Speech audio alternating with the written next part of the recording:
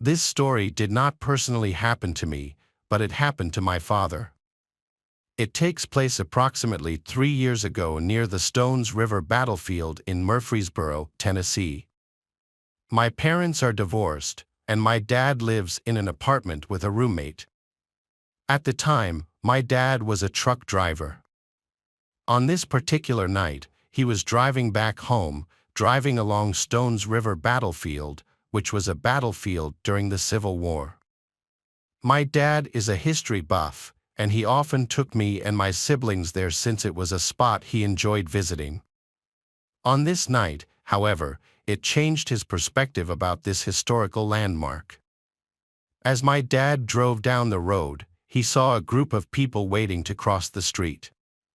But as he got closer, he realized that this group of people were all dressed as Civil War soldiers.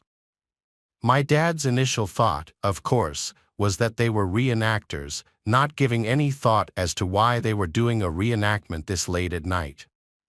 Maybe they were practicing, he didn't know for sure and didn't even think about it. When my dad approached, he stopped his truck and let them cross the street. But what he saw next terrified him greatly. One of the soldiers had stopped and looked at my dad with cold black eyes and a ghostly pale face. My dad was spooked and just sat there in shock until the soldiers had crossed the street and disappeared like mist on the wind. My father drove the rest of the way home, trying to piece it together and keep his sanity intact. He had no idea what he had just witnessed. He then told me some things that had happened after that, things that scare me more than anything.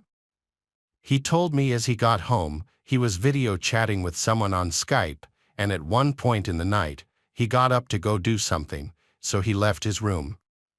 When he returned, the person he was chatting with on the video call asked him something strange.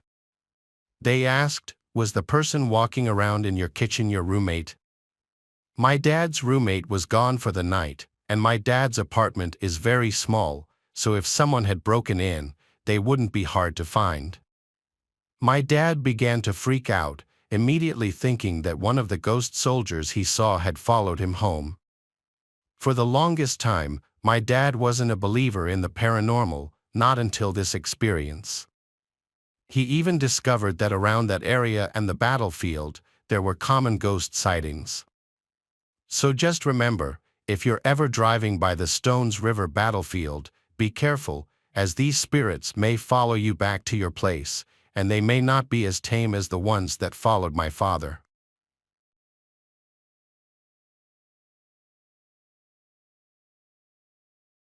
Foreign off this chick that was a little unstable to say the least. She'd probably kill me if she heard what I was about to say using her real name, so for my own sake, I'm going to refer to her as Jane. To make a long backstory short, she came from a messed up family, and her dad was sort of at the center of a lot of her problems. When he finally died, she told me she went to the funeral just so she could find out where he was buried. A few days later, in the middle of the night, Jane called to ask me to take her to the cemetery to smash his gravestone. Although that was something I would never do to anyone, no matter how much I hated them, I could understand why Jane would want to do something like that against her father's memory. She didn't have a license, so I picked her up and we drove to the cemetery. When I parked the car in the visitor lot outside, she pulled a hammer and a handful of grocery bags out of her purse.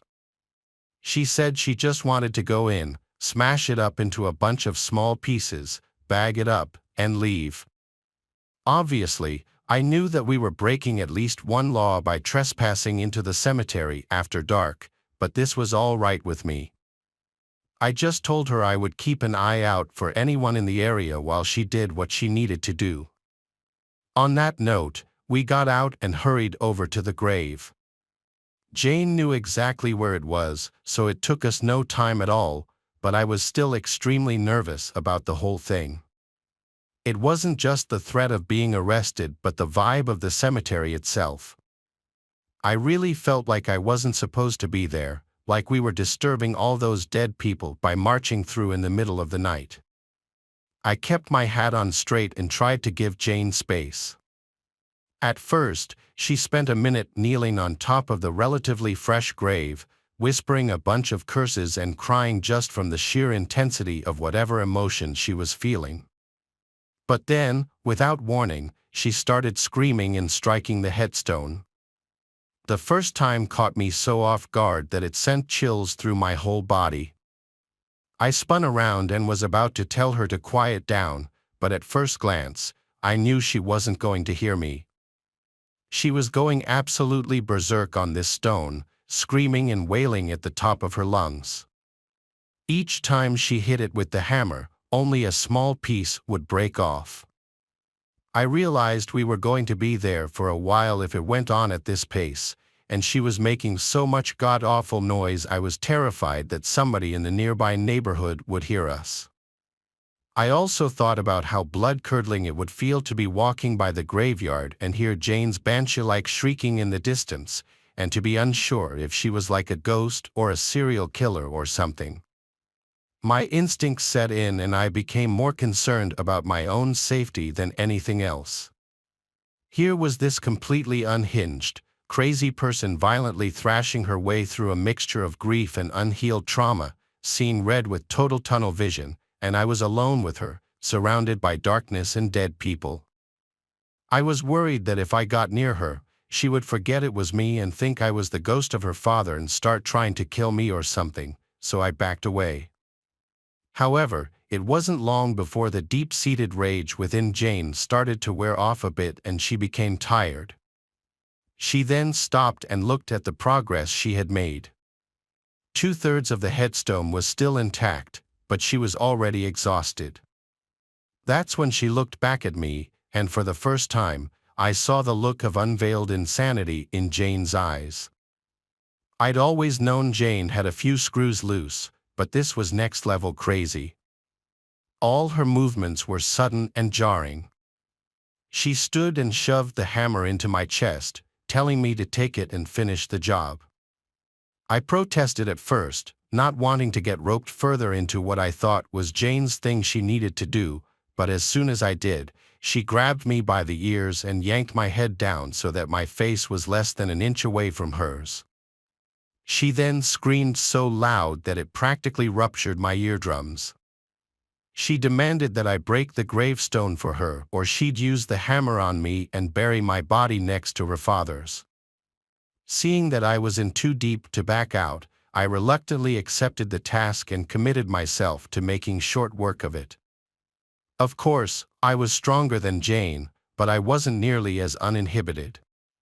What happened next, though, made me all the more sure that I shouldn't have tried to fight her or anything. As I was hacking away at the stone, managing to break off bigger pieces, she was standing behind me laughing like an absolute maniac. She was cheering me on the way I imagine a witch would encourage another witch to their first human sacrifice. I tried my best to ignore her, but it was impossible. I glanced over my shoulder and saw that she had pulled out a knife, which sent another chill down my spine.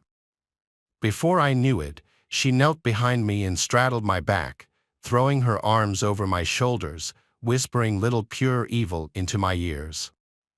I froze up and stopped swinging the hammer because I didn't want to hit her. She told me I was almost done. Then she did something I'll never forget. Both of her hands were out in front of me, one of which held the knife right before my eyes. She put the blade to her palm and sliced it open, creating a fountain of blood which quickly spilled down her wrist.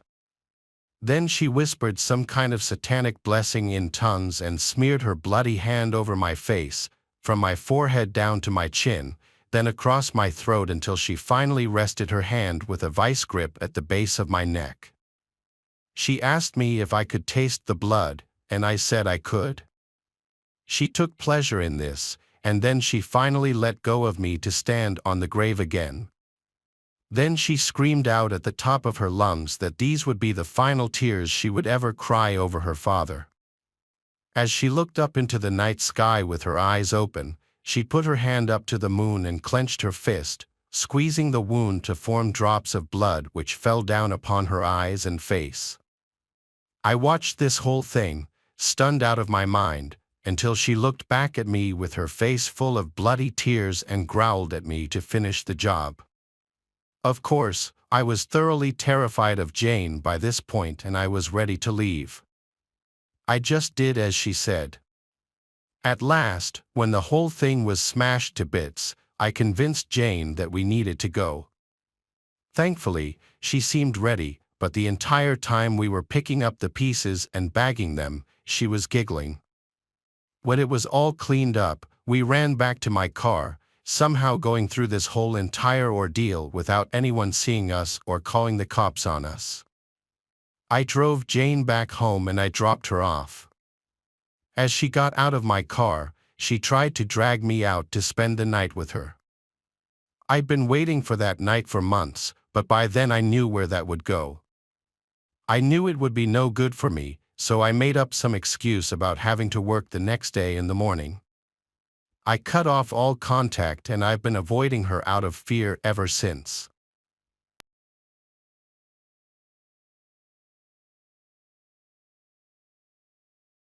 I'm a cemetery operations coordinator, or you can just call me a cemetery manager. Part of my job is sitting down with guests and family members of the deceased to set up funerals, facilitate the sales of plots. A 30-something-year-old man named Claude, a very spiritual man, once sat down with me to purchase a plot for his sick father who was in hospice care.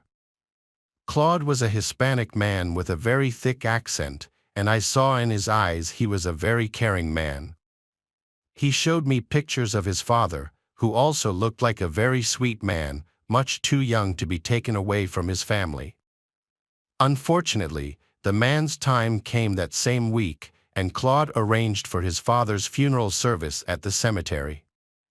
It was a very stormy day, the day of the funeral, which is thought to be a sign of good luck. The funeral procession stopped in front of the front office building briefly. I stepped outside under the front awning of the building and saw Claude in the car behind the hearse. We waved at each other. Due to the weather, I went back inside until the procession was ready to proceed to the burial site.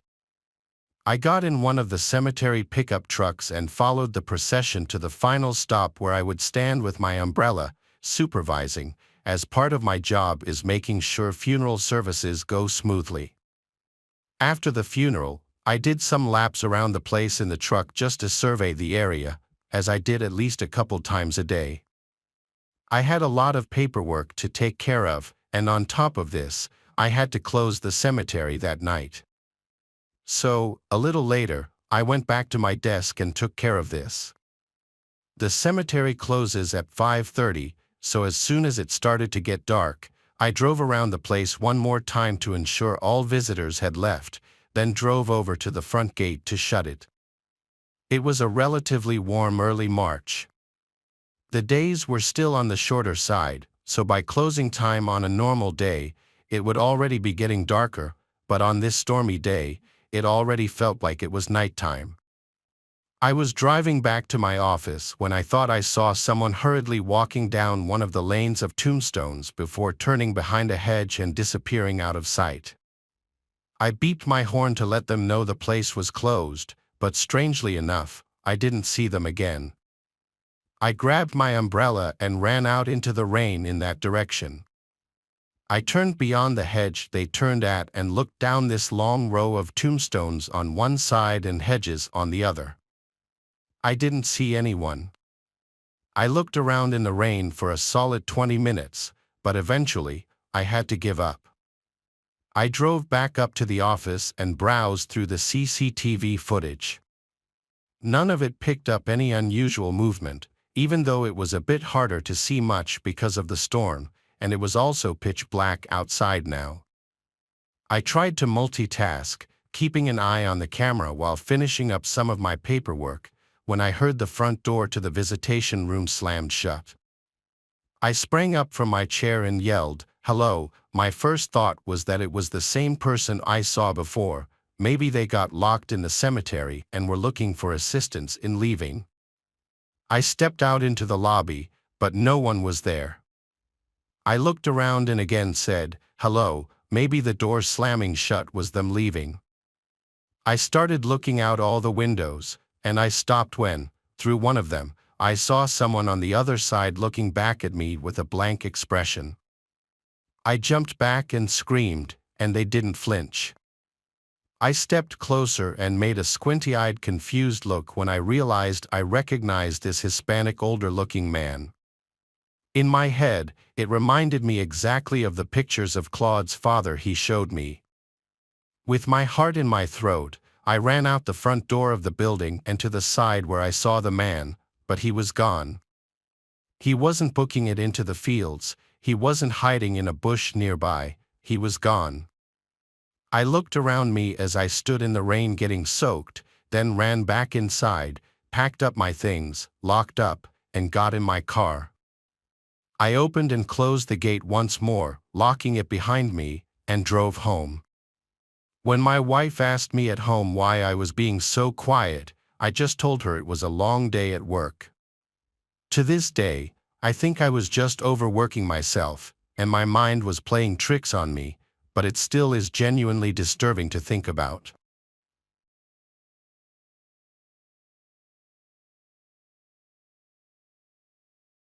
There's a nice quiet scenic creek not far from my house. I like to drive my kayak up to it every once in a while on the weekends in the summer. This one particular weekend was one of those weekends. The weather was perfect, sunny and 70s. I'd kayaked down this creek a bunch of times and never had I seen anyone else kayaking it. That's part of the reason I like it, because I'm a very reserved person and I like to do things myself, preferably with privacy. So, I set out on the kayak not far from where I'd parked my car, which is in a gravelly dirt parking area right off the road. There was one other car that pulled in a few minutes after I did, which was unusual. I'd never seen any other cars except my own here. 20 minutes into my kayaking, someone came out from the woods ahead of me, coming up on the left, and approached the edge of the water. He stopped and waved at me and smiled. He put his hands on his hips and greeted me. It seemed he had an expectation for me to stop and chat. I instantly knew I didn't like his smile, but my mother raised me to be polite to everybody, so I stopped paddling and smiled and greeted him back. There was an awkward pause where he was just nodding his head with his closed-lipped smile, and I had to break the silence by saying, "It's a beautiful day out." He nodded his head and said, "Yup," then asked where I'm from. I made something up and said, "From up north, just visiting." He clearly lacked the ability to hold any sort of conversation, and that's coming from me. I'm not the most social person myself. So, I wanted to just move along. I told him to have a great rest of his day and continued onward down the river. Never in a million years was I expecting what happened next to happen. I turned when I heard a snap of a stick or something from not far behind me. There, in the not-so-far distance, was the guy hiding behind a couple of trees, seemingly following me. I was disturbed and uncomfortable, like he was clearly trying to not be seen. I was scared to call him out in fear of how he might respond, so I pretended not to notice him and continued to kayak down. I would continue to side glance every so often to see if he was still following me, and he was. I had never wanted to see someone else in the water so much in my life. I took out my phone to try to call my dad or my brother for help, but of course, I had no cell reception out there. Still, instead of being followed and probably attacked, I decided to stop in my place, turn around, and threaten to call the police if he didn't stop following me. The man just stood in place behind another big tree, though he was clear as day there. I then decided to fake call the cops. I raised my phone in the air at the man and said, "I see you there, I'm calling them now." I then proceeded to fake a phone call, pretending like I'm talking to the police. The man started to walk away deeper into the woods. It seemed to have worked. I turned around immediately and started kayaking back up the way I came as fast as I possibly could. I would constantly look over my shoulders until I got back to where I launched the kayak. I made it safely. I checked my whole surroundings before stepping out of the water and carrying my kayak back to my car. The other car in the little parking area was still there, but I made a disturbing discovery that may have saved my life. Up until this point, everything that happened could have maybe been explained away. However, I noticed broken glass near the back of my car, and the back passenger's side window wasn't there anymore. It had been shattered. I didn't step 1 foot closer to my car. I stayed hidden in the woods and checked if I had bars now that I was closer to the road. I did, and I called 911 successfully. I reported the whole incident and the broken window, and I stated I was scared I was still being followed. Waiting for the police to arrive felt like the longest, most tense moment of my life. It dragged on far too long, but when they pulled into the dirt area, I finally came out from the woods and waved at them. I pointed to the car, and 2 police officers came out and approached the car, where they found him, the man from the woods, waiting in the back seat of my car, hiding and waiting for me to enter my car to grab me. It was beyond satisfying to see him arrested. He definitely wasn't smiling anymore. I looked at him as it almost seemed like he was avoiding looking at me as he was taken to the police car. I'm happy the man was so stupid that he thought I wouldn't notice shattered glass all over the side of my car.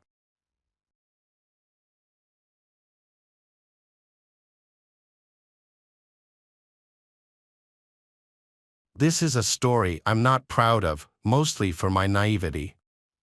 When I was in middle school and early high school, I didn't know how to talk to girls at all at school, but that's a lot of boys in middle school. I wasn't shy in general. I had friends and did normal things an 8th grader would do. I just had never kissed a girl or anything. Some of my friends at the time claimed they had already gone further than that with girls, and I was starting to feel pressure. But I was still having trouble approaching girls in that way. The mentality went from boys making fun of girls to suddenly liking them in a matter of like a year.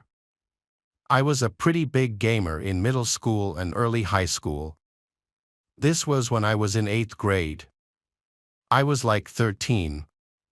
My voice was still probably a bit prepubescent sounding. It was 2009. I played a lot of console games and computer MMORPG games. My favorite console games at the time were GTA 4 and Call of Duty, and my favorite computer game was this MMORPG called Ganu.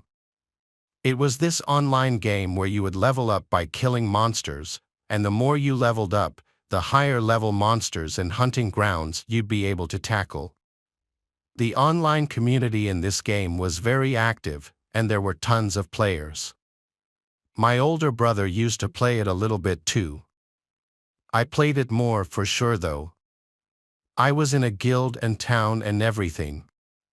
I don't remember how it happened, but I befriended this female player who was a higher level than me.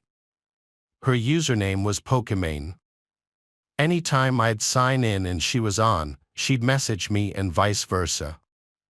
We would join parties together, which meant we'd share EXP on whatever monsters we killed, and we just chatted for hours. She knew a lot about me, including my age and my town, and some personal family details she would open up to me too. Eventually, she told me her name was Karina. It was weird feeling such a connection with a girl when really, I knew nothing about her appearance or her voice. It truly was like having a pen pal, but better. It was interesting enough that we both lived in Texas state. She lived about an hour from me. After a few weeks, or maybe even a month, we started talking about maybe meeting one day. To do this, though, we'd have to exchange numbers. At the time, I didn't actually have a cell phone yet. I only had an iPod Touch. However, I was able to download a texting app that allowed me to send messages to people with cell phones. Through this app, I was able to send her a picture of myself. It was definitely this cringy 8th grade boy selfie of me trying to look good looking. She called me cute, and then she sent back a picture of herself. She looked a couple of years older than me, like 15, which was the age she told me she was. Based on the picture, I found her very attractive. This was around the time our messages became more flirtatious and romantic. But we were both minors, so neither of us could just drive an hour away. However, she apparently had a solution for this. She told me her sister had friends that lived around me, and she could probably get a ride to me. This was exciting news for my little 13-year-old self. I wanted to wait for a day and night when my parents wouldn't be home, so I'd have the house to myself. This was about a week later, I believe. My parents were going to the Hamptons for the whole weekend, so it would just be my brother and me home. My brother was 18, so I asked him to please just go out for the night with friends so that I could be alone with Karina. I gave Karina my address and told her to come that Saturday whenever she wanted. She said she'd be coming a little later, like at night. She didn't give me an exact time. At that point, we still had never spoken on the phone. I still hadn't heard her voice. I was so nervous all day that I couldn't even play video games. I was busy cleaning my room, making things look cool, fixing my appearance, and even rehearsing things to say in the initial moments of meeting. Then I got a message from Karina saying she's here. I sprang up and ran to the front door.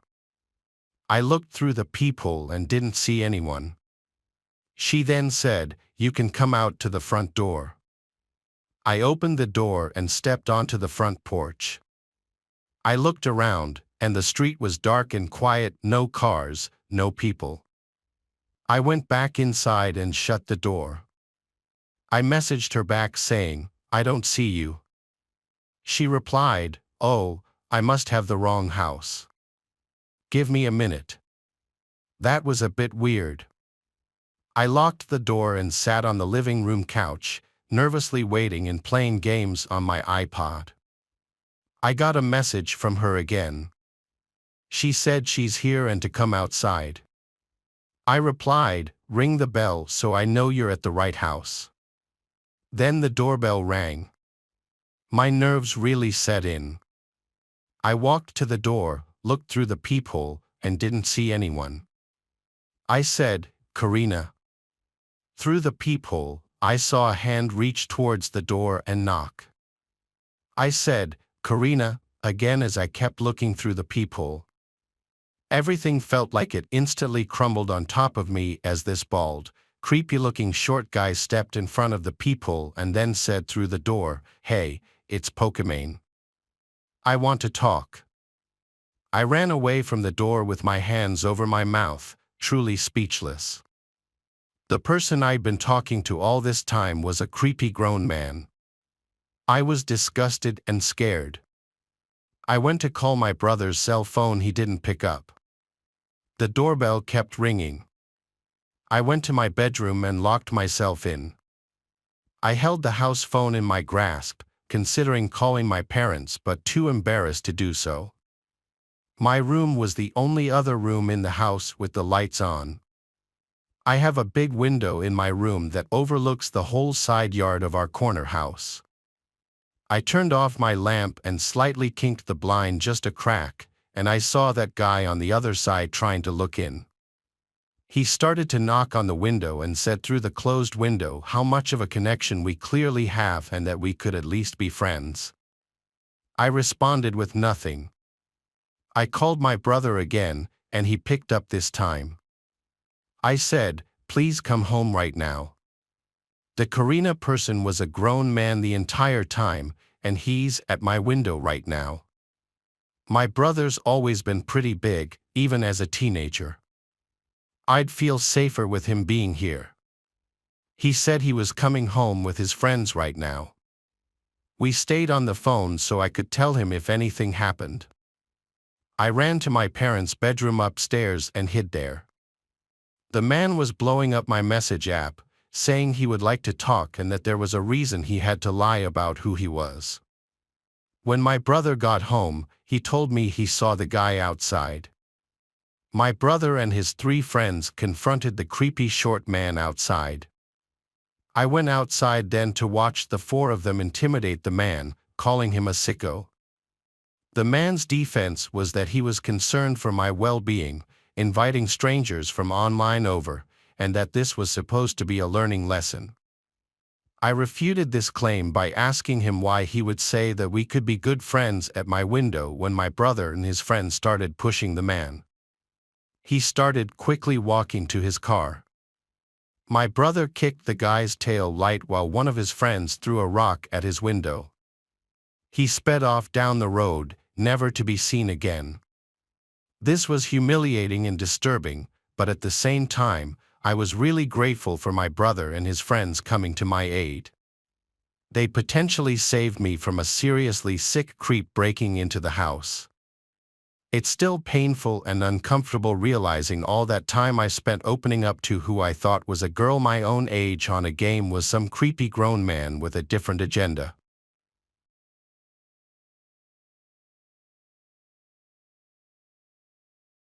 I was 18 when my parents went away on a week-long anniversary trip.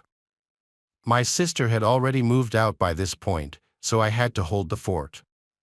My parents' property is enclosed by woods and a dirt driveway leading to the road. The road is a quiet back road with equally sized properties running alongside it, all of them separated at a decent distance. So it's a really isolated feel up there. Everyone in town knows each other, you see familiar faces all the time, for the most part, at the gas station, the grocery store, the bars, which I'd learn a few years later when I started going to them. Speaking of gas stations, this story starts one day while my parents were away. I was at a gas station filling up my tank when a black Jeep Cherokee pulled up to the pump next to mine. A man with a goatee stepped out, greeted me, and started filling his tank. In that town, it was normal for strangers to greet each other like that. He had his nozzle locked into the gas tank, and then he walked around to my side of the pump and went, "Excuse me, do you know how to get to the interstate from here?" I helped him to the best of my ability. He pulled out a notepad and started writing down the directions I gave him. Very odd how he wouldn't just do that on his cell phone like anyone else would. He thanked me and asked if I'm from the area. I said yeah, I grew up here, and he said he's from out of town. He didn't specify where. He then went back to his side and put the nozzle back in the pump. He then asked my name as he said, "It's nice meeting you." I said, "My name's Aaron." He said, "What a lovely name," and then got in his car. As I got into mine, I drove out first and turned left to go up the road back home. It was only a few minutes worth of driving before I was approaching our turn into the driveway. I slowed down, put my blinker on, and then turned right onto the property. It was at that moment that I noticed the car behind me was that same black Jeep Cherokee. He passed me as I turned into our driveway. He went the complete opposite way that I told him to go to get to the interstate. As he passed me, he didn't slow down or anything, so it seemed that maybe he just forgot the directions I gave him and went the wrong way. I let myself inside and went about the rest of my day doing whatever. I think it was that night that I was going out to meet up with my friends. I stepped outside, walked to my car, and heard the sound of footsteps nearby. Like I said, the house is enclosed by woods, and this was in the middle of the summertime. It could have been any number of animals, so I didn't investigate. I just got in my car and left. But when I got back home hours later and walked from my car to the house, a man's voice from out somewhere in the woods called out, "Aaron." I got the chills as I looked around and then, in a panic, rushed to open the front door. I slammed it shut and sat on the couch to breathe. The neighbors all knew my name, but the houses are not on top of each other, so it's a bit of a walk, and there was no reason for one of them to call my name like that, like a creep, and not identify themselves. I decided to call my parents to tell them, and their explanation was it must have been one of the neighbors and they'll probably knock on the door. I didn't tell them about the encounter at the gas station. The next day, which was a Saturday, I stayed home most of the day. Later that night, I once again was going out to meet with my friends. After getting ready and everything, I went outside, and as I was walking to my car, I heard loud and clear from the not-so-far distance, someone call, "Aaron." Again, this time I didn't wait a second. I ran back inside the house and locked the door. Again, I called 911, this time texting my family while doing so. After 2 cops showed up to the house, they looked around the perimeter of the property with their flashlights, then came back and said to call again if this persisted. I didn't feel much better after this. It's not really like they did much. Going outside until the next day when I had work, I was a server at a nearby restaurant. I was working a late shift. I left the house in broad daylight, paranoid to hear that voice again. Thankfully, though, I didn't. Maybe seeing the police car finally scared them off. After many hours at work, I was ready to go home and collapse into bed. I pulled onto the property, parked my car out front, and walked to the front door. I stopped when I heard the sound of footsteps again. It didn't sound like an animal's footsteps, though. I stood on the front deck for a second, waiting, and then that familiar voice yelled out again, saying, "Aaron, don't call the cops on me again."